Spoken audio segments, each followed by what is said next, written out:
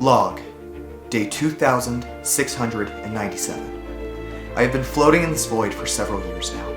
I still don't remember what led me here. There must have been an accident. Why can't I recall it? It doesn't matter. Despite the length of my misfortune, I'm certain they're still looking for me. What could they do without me? I have resigned myself to this waiting. I appear to not require food or water. As long as my helmet stays intact, my air will remain usable. I just have to wait. I floated for another 1,000 days. And another. Several thousands.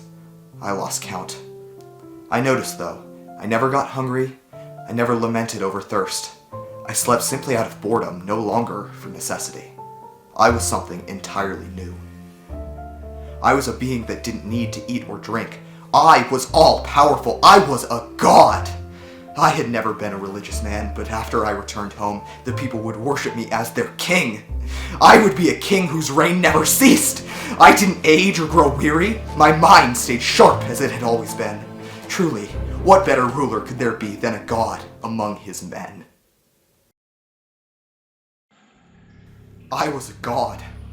I was a god! I was unstoppable. I was infinite. I was immortal! I was floating. I was pointless. I was a being beyond any comprehension, and yet I was pointless. Was this the price of immortality? To live forever, but to be stripped of my agency? No matter what, I was still a god. I would make this work. Why wasn't it working? I couldn't do anything. Everything was out of my reach. I could not walk, I could not jump, stand. All I could do was float and watch. Watch as the stars passed by, laughing tirelessly at me. Those sick monsters, I wouldn't let them win.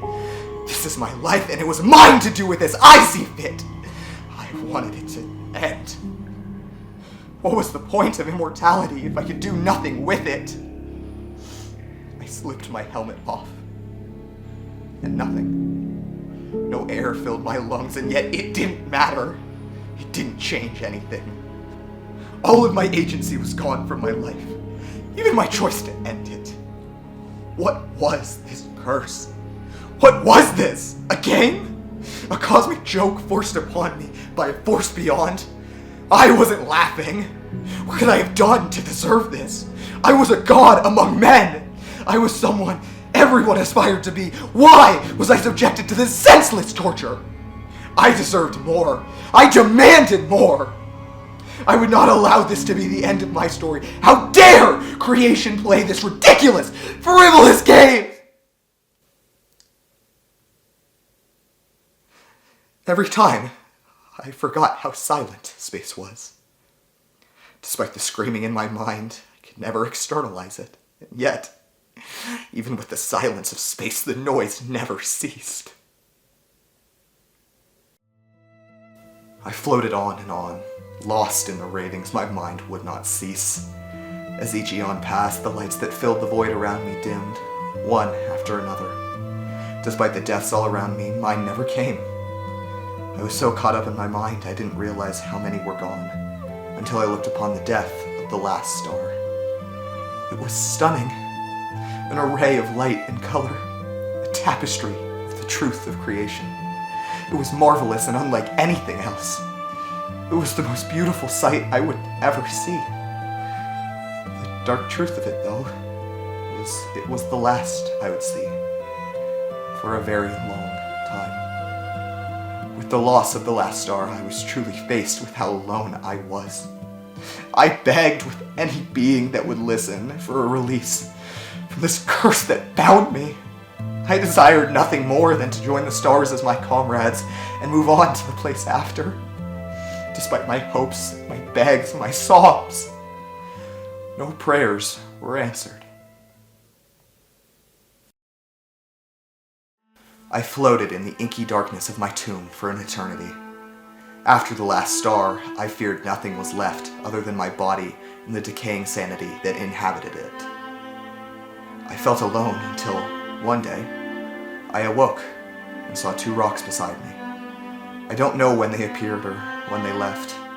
All I know is that in that brief moment, a moment that lasted 1,000 lifetimes, I felt something in which I hadn't felt in forever. I didn't feel alone. Never did I see the two rocks together. I would look side to side, enjoying the warm company of my cosmic friends. Every time I wanted to see the other, I had to turn my head. For just a second, I had to face the eternal blackness before one of the rocks came back into view, each time hoping the other would still be there when my gaze returned. For all I knew, there was only one rock, and every time I turned my head, the rock suddenly flew behind me, crossing the universe to then stop at my other side. For all I knew, there was no rocks, and they were simply fragments of my mind, shattered from the weight of eternity. None of it mattered, though, because for even just a moment, I was no longer alone. I held that for as long as I could, but the terror of loneliness crept back in. And this time, nothing could save me.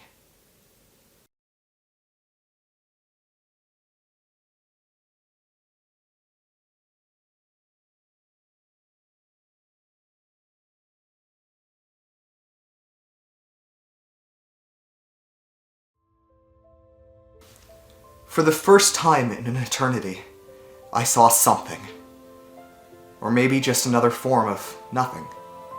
Before me expanded on, in an ageless purity, the edge of everything. After all I had gone through, there stood an end.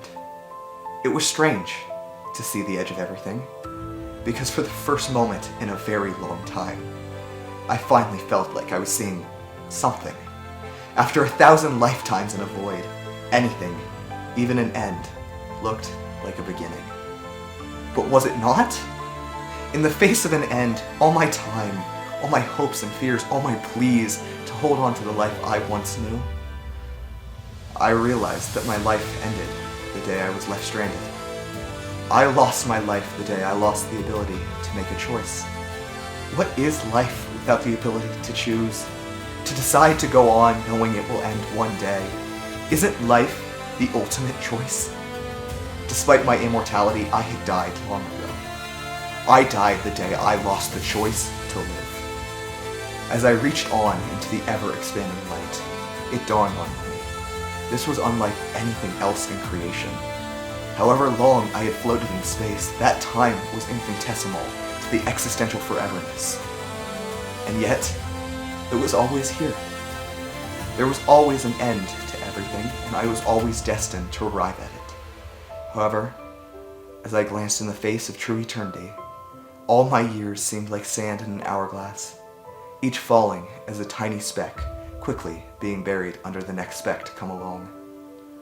I looked on at the edge of everything and realized, despite my pain, my fears, my cries, my laughs, my hopes, my dreams, my life, in comparison, it was all just a brief moment in space.